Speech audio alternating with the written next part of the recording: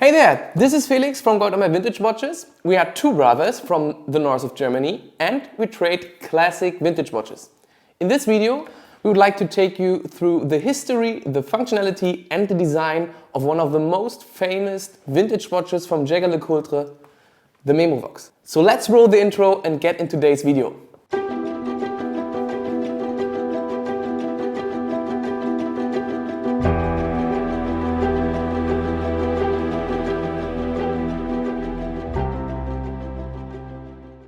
In 1950, Jeager LeCoultre's first alarm wristwatch was launched under the name Memovox. The name Memovox is a composite of two Latin words. Memor means remembering and vox means voice. And together it means the voice of remembering. And in our opinion, that's a perfect match. It's a perfect name for an alarm wristwatch. A few years later, in 1956, the Memovox became the first automatically wound alarm wristwatch in the world, and that is the model we do have here from 1956. Next to the Reverso, the Memovox is probably the second most famous vintage watch launched by Jeager LeCoultre. In the late 50s, in 59, several new versions of the Memovox were added. The Memovox Parking, the Deep Sea and the World Time.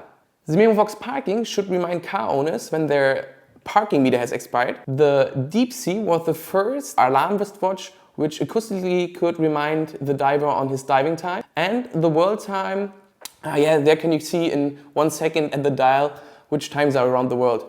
So let's jump into the function of the Memovox. There is no on-off switch to set the alarm. Then the Memovox is still wound separately from the rest of the movement. And because of that, we have two separate crowns that allowed you to set the alarm and set the time separately. To set the alarm, you have to first wind the top crown.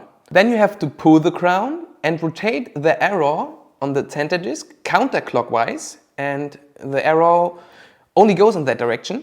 Set it to the time you want, push the crown back in, and when the hour hand meets the alarm starts to beat. The alarm function is a simplified version of a striking mechanism, with a hammer and a gong.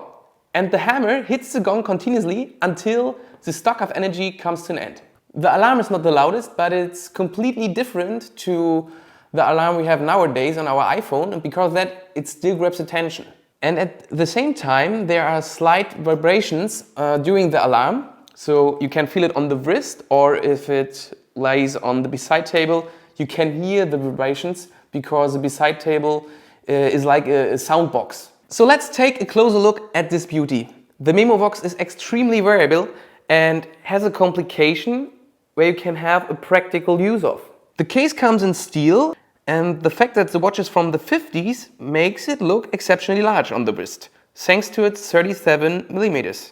And it speaks the language out of its time without looking dated.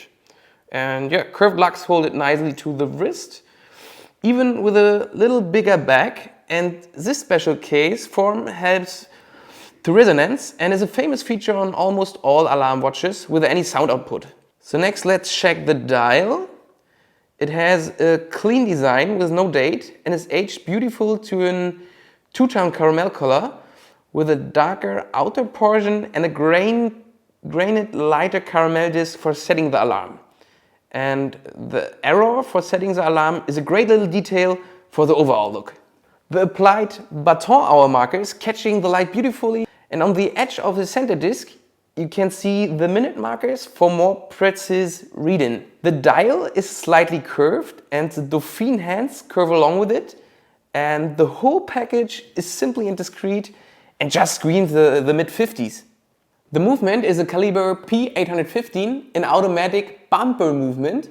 And these movements are fun to wear. You can feel a slight bump when you rotate your wrist.